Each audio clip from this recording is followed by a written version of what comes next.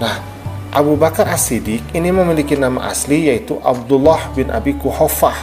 Beliau berasal dari Bani Taim dan beliau dilahirkan pada tahun 573 Masehi.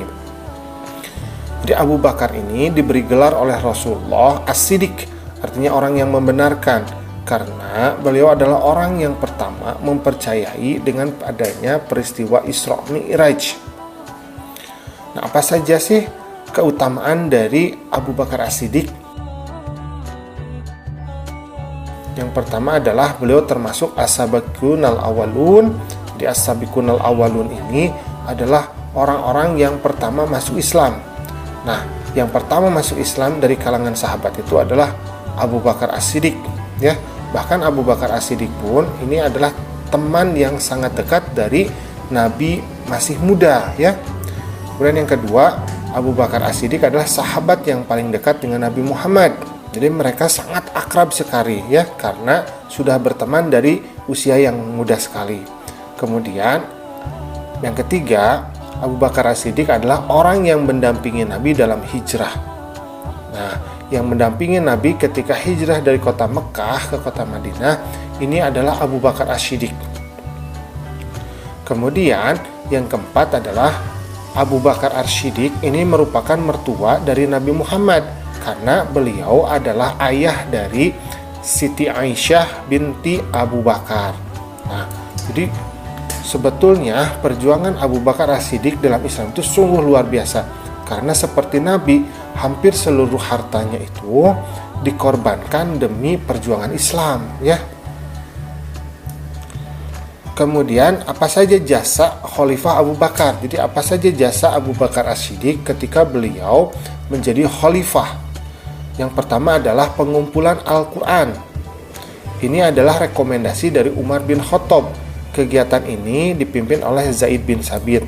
Jadi ketika Nabi meninggal, maka Abu Bakar kemudian diangkat menjadi khalifah.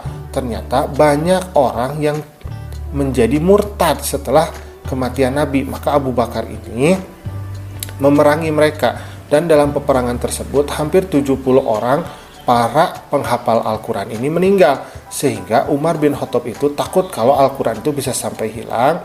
Kemudian meminta Abu Bakar As-Siddiq untuk mengumpulkan Al-Quran dengan dipimpin oleh seorang penghafal Al-Quran, namanya adalah Zaid bin Thabit, ya, Zaid bin Thabit namanya. Kemudian yang kedua adalah memerangi kaum murtad, kemudian yang enggan membayar zakat dan nabi palsu, yaitu Musailamah Al-Kadzab dan Sajah binti Tamimiyah. Jadi ketika Abu Bakar menjadi khalifah, banyak orang menjadi murtad, dan kemudian ada juga yang tidak mau membayar pajak, kemudian ada juga yang mengaku-ngaku sebagai nabi. Nah, salah satunya adalah Musailamah Al-Kadzab dan Sajah binti Tamimiyah. Nah, kemudian orang-orang ini diperangi oleh Abu Bakar As-Siddiq, ya, sampai mereka pun menjadi kalah. Kemudian yang ketiga adalah ekspedisi ke utara. Jadi Abu Bakar As-Siddiq juga melakukan ekspedisi ke utara untuk melawan Kekaisaran Bizantium dan Kekaisaran Sassanid. Nah, Khalid bin Walid ini kemudian berhasil menaklukkan Irak dengan mudah, sementara ekspedisi ke daerah Suriah juga meraih sukses. Jadi bangsa Arab pada saat itu dijajah oleh dua kekuatan yang sangat besar, yaitu Kekaisaran Bizantium atau Romawi Timur dan Kekaisaran Sassanid atau yang kita namakan sebagai Persia. Nah, mereka menguasai tanah Arab. Karena itu Abu Bakar As-Siddiq kemudian memerangi mereka dan berhasil menaklukkan daerah-daerah dari kerajaan Bizantium dan kerajaan Persia.